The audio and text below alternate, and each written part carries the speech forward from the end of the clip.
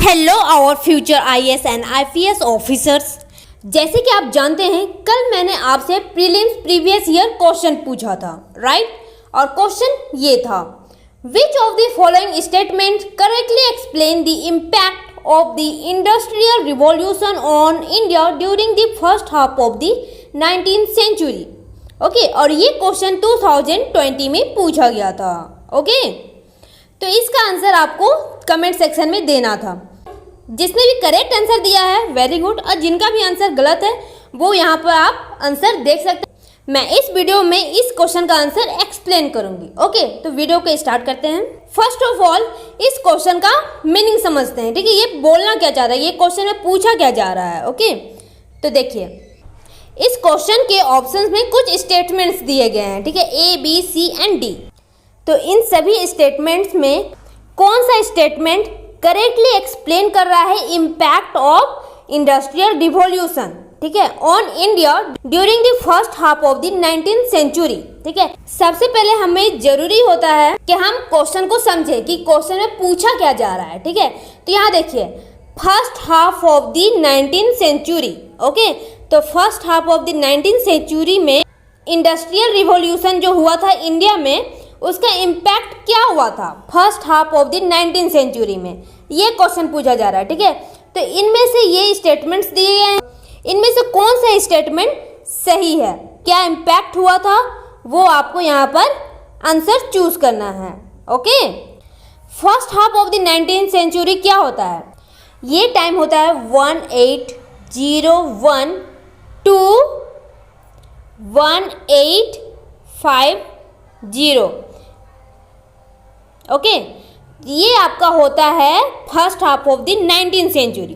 तो आपको यही बताना है कि first half of the 19th century में इंडस्ट्रियल रिवॉल्यूशन इंडिया में जो हुआ था उसका क्या इम्पैक्ट हुआ था। ठीक है, उसका क्या असर हुआ था इंडिया में। ओके, तो चलिए ऑप्शन देख लेते हैं। तो देखिए फर्स्ट ऑप्शन दिया गया था, Indian handicrafts were ruined. Indian handicrafts बर्बाद हो गए थे। ओके, हैंडीक्राफ्ट जो हाथों से बनाया जाता है ना, क्राफ्ट्स, वो बर्बाद हो गए थे। सेकेंड ऑप्शन बी में दिया गया था, machines were introduced in the Indian textile industry in large number. Machines introduce किए गए थे इंडियन टेक्सटाइल इंडस्ट्री में, वो भी लार्ज नंबर पे। ऑप्शन सी में दिया गया है, railway lines were laid in many parts of the country. Railway lines बिछाए गए थे कंट्री के बहुत से पार्ट में। ऑप्शन डी में दिया गया है, heavy duties were imposed on the imports of British manufacture. British manufacture को इंपोर्ट करने में हेवी ड्यूटी इम्पोज किया गया था। ओके, तो चलिए इसका राइट आंसर देखते हैं। So everyone, right answer is option A, Indian handicrafts were ruined. Okay, Indian handicraft बर्बाद हो गया था। ठीक है, first half of the 19th century में इंडस्ट्रियल रिवॉल्यूशन का इंडिया में क्या असर हुआ था, बताइए। इसका आंसर है option A, Indian handicrafts were ruined. Okay, Indian handicraft बर्बाद हो गए थे। तो हमने कैसे ऑप्शन ए को चूज किया, ये देखिए। ऑप्शन बी रॉन्ग है, उसका एक्सप्लेनेशन क्या है, मशीन वेयर वेरी फ्यू। ठीक है, मशीन बहुत ही कम थे। They were introduce in the starting of 20th century सी।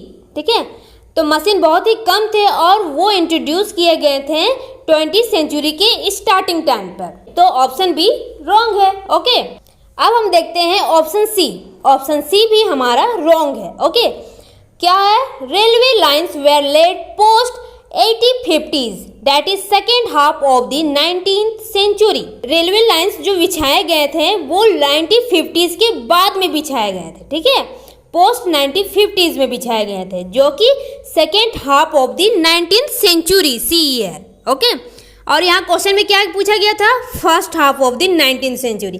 इसलिए मैंने आपको बोला क्वेश्चन को अच्छे से पहले समझ लीजिएगा।